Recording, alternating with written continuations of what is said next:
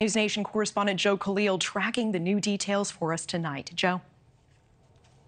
Natasha, a lot going on, and we're learning a lot more now about how this incredible breach of national security happened, and more importantly, what classified material has now been made public as a result of it. So we're going to start with this here.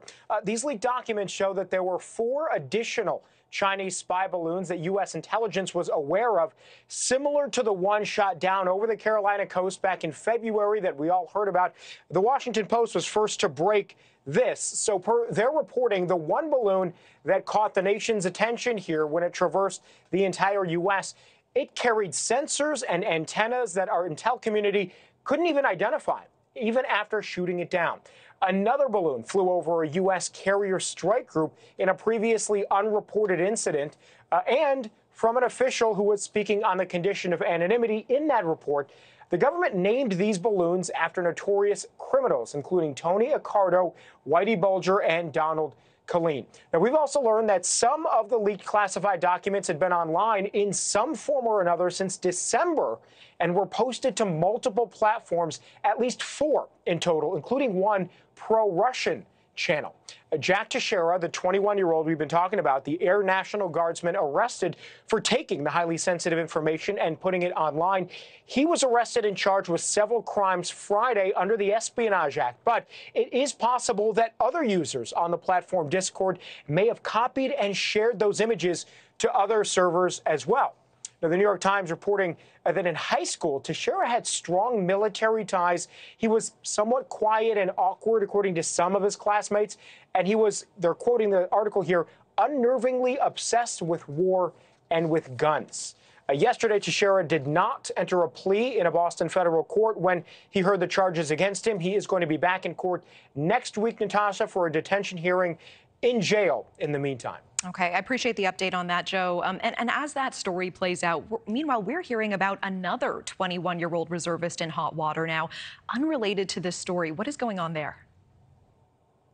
Yeah, a different story, but similar profiles here. This one in Tennessee. A story almost hard to believe here when you go over the details. A 21-year-old Air National Guardsman now facing federal charges because he was caught trying to sign up to be a paid hitman by going on a public website and filling out a hitman profile. Now, we should mention what you're seeing here is a parody website. The man we're talking about, Josiah Ernesto Garcia, he didn't realize that this website called Rent a Hitman was fake.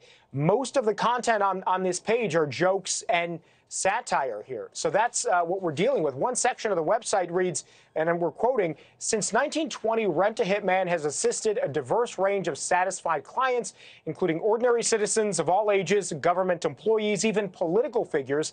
Our experience allows us to handle any delicate situation with precision and efficiency while ensuring 100% compliance with the Hitman Information Privacy and Protection Act of 1964. Again, that is not a real law. That is parody. It goes on, rest assured, with Rent a Hitman, you are in capable hands. Rentahitman.com goes on to read that solutions for every situation.